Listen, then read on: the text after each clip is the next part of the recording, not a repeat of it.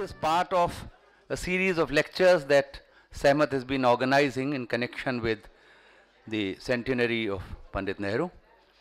And under the broad theme of the Indian modern and Nehru. Today we have Professor Chandrasekhar Menon, well-known economist, academic, and he also writes regularly for Frontline, EPW, and several other magazines aside from very serious academic work. Now, he'll be speaking to us today on Nehru planning and India's socialistic pattern of society. I'll request Professor Zoya Hasan to please come on the dais and preside over the event today, and Professor Chandrasekhar Menon, please to come on the dais. I'm going to start by thanking Sehmat and IHC for inviting me to speak today as part of this series on Nehru and the Indian modern.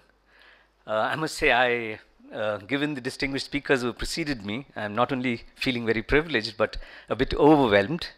But I promise not to try and give you some new insight into the Nehru legacy, but really to try and bring a political economy perspective to the kind of strategy which was adopted in the period after the independence under Nehru.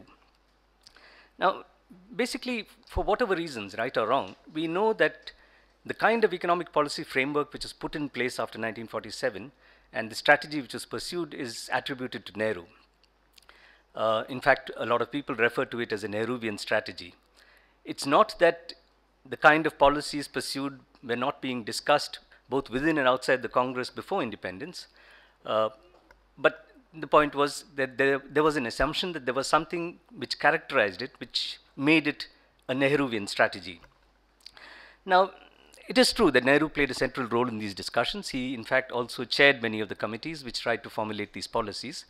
And what we had as we went along was the view that the conclusions derived from those discussions was taken forward by Nehru and put into a policy frame which gave the Indian experience a certain degree of distinctiveness.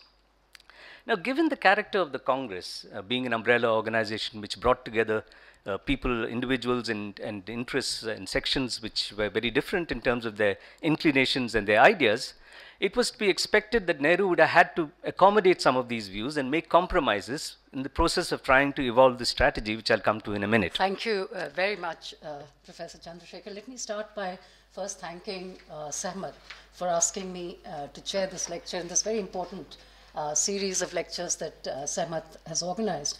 And it's a special privilege to chair Professor Chandrasekhar's lecture because I've greatly admired his work for a very long time, and I'm an avid reader of his Frontline columns for a very, very long time, and whatever little I understand of political economy, I think comes largely from reading Professor Chandrasekhar's columns. We've just heard a very perceptive, insightful, and brilliant lecture, and I've also had the opportunity to read it because Chandrasekhar was kind enough to send me a copy. And I jotted a couple of points because I'm not an economist, and I'm looking at his lecture from a politics perspective. And there are 2 or 3 issues that strike me as important. Basically, really, 2 issues that I want to raise. One, before I do so, as I've understood and also as he has just outlined, as he was outlining the contours of the Nehruvian strategy of economic development, I think Chandrasekhar makes 3 key points. First, Nehru played a central role in the formulation of the strategy, even though most of these ideas, as he just said, had been discussed well before independence. Second, I think he makes the point that despite being broadly similar to the import substitution strategies of development adopted by many other underdeveloped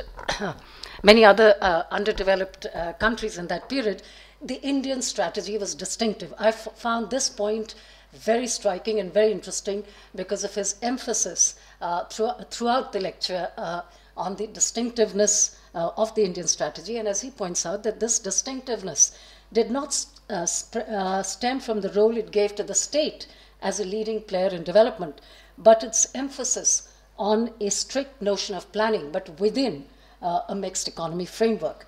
third, I think, the third point, the third key point that he makes, I think, is that the commitment to the idea of a socialistic pattern of society was an aspect of the distinctiveness of the Indian model, so to speak, which also, as he which he just stated, also signals an acceptance of a gradual transition with substantial social ownership.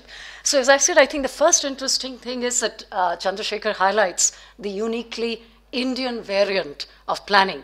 And he goes on to suggest that this was a plausible experiment, not only worthwhile, but also plausible, which means feasible and a doable experiment to pursue.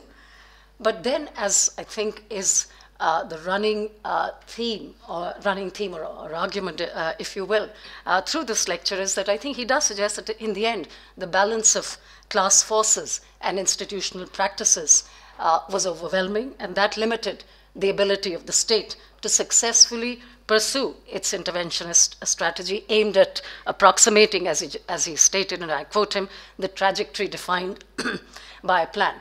So in effect, then, I think what Professor Chandrasekhar was arguing, as I understood it, is that failure was inevitable, because Nehru wanted to derive the benefits from central planning without acquisition of private assets. And as Professor Chandrasekhar just suggested,